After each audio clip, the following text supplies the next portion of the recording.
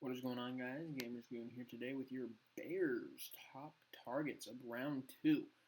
Night 1 just happened last night. By the time you're watching this, it is still last night by the time I'm recording this, though. The Bears pick at 39 today, and they pick at 60, my bad. They pick at 39, 48, and I believe 71.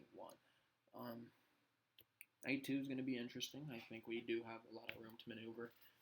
And we are going to target a few guys on the board.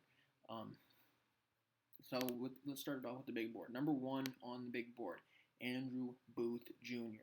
This kid should not be here in the second round. I don't know if the Buccaneers take him. You saw safety with the Vikings just 2 picks ago. Maybe they don't go Andrew Booth Jr. here at 34. 35, I don't think is corner for the Titans. 36 is potential corner there from the Giants, which is worrying me. The Texans and the Jets don't go corner. Maybe we do move up a little bit and do go get Andrew Booth. But speaking about Jalen, I think also at 39, Jalen Petrie is a prospect that we could be looking at, and Kyler Gordon as well. Both guys, I think, have first-round potential. With 39, I probably do target the cornerback first. At 39, though, we could also see George Pickens go. I think that would be a smart move as well. Very talented guy. I think it's possible that he is there at 39. Same thing with Sky Moore. Then you go to the offensive lineman that we could potentially be selecting. Bernard Ryman will be there potentially. I think he has a potential of being there at 39. Don't be shocked if we go him. I could see us going a little bit of a reach early on, and we could go for an Abraham Lucas or a Luke Gadecki. It could be one of those two as well. At least with our earlier picks. We'll talk about the later picks once we get deeper in. And I also don't want to let you guys forget, Travis Jones is still on the board. I don't know if we're in play for an interior defender. Thinking of Akeem Hicks being gone, thinking of losing some of the guys we lost in the offseason, needing to potentially revamp that defensive line. I think we might be in the running to go Travis Jones. It wouldn't shock me to go Travis Jones.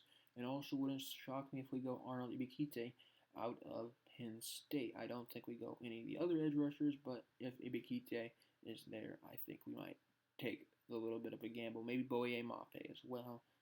I could also see a scenario where we go safety, simply because when you think about it, I don't know if Deshaun Gibson's a long-term option. I don't think we go Jaquan Brisker at 39, but he might be in play at 48 if the board's falling the right way.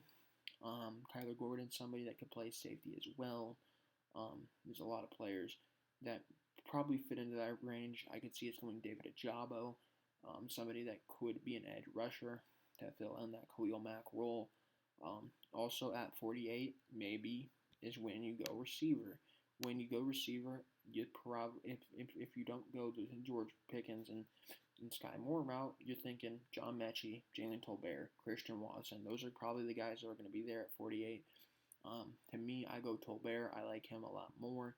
I think he has big play potential. John Mechie, another guy you could go. I think he is also a more well-rounded prospect than Christian Watson. Christian Watson has a lot of upside.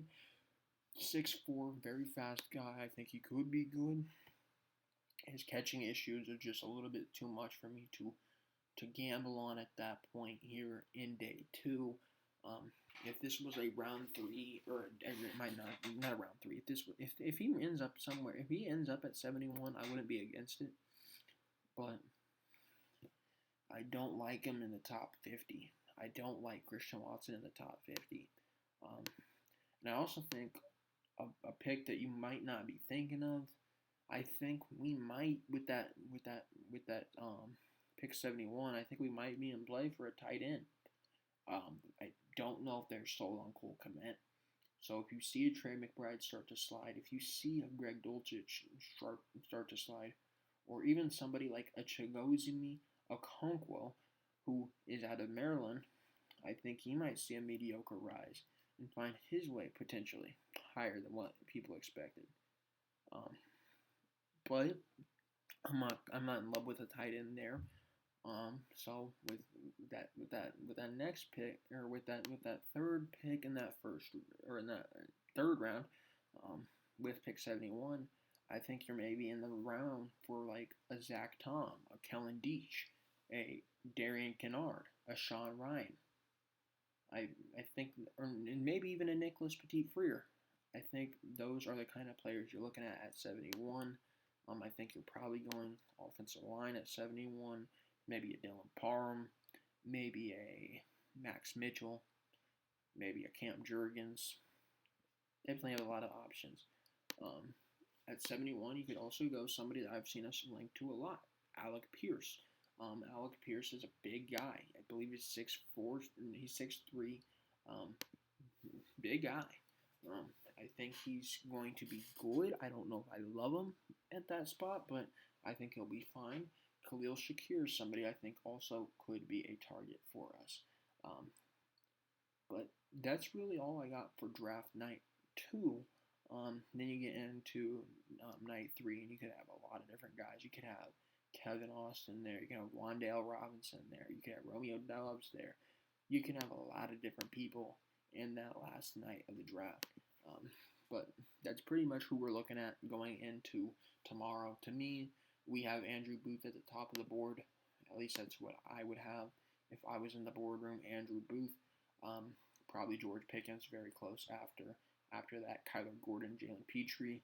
You can flip those two either way. And then probably Travis Jones. I think we do have a potential to go Travis Jones. After that, Boye Mafe. I like him.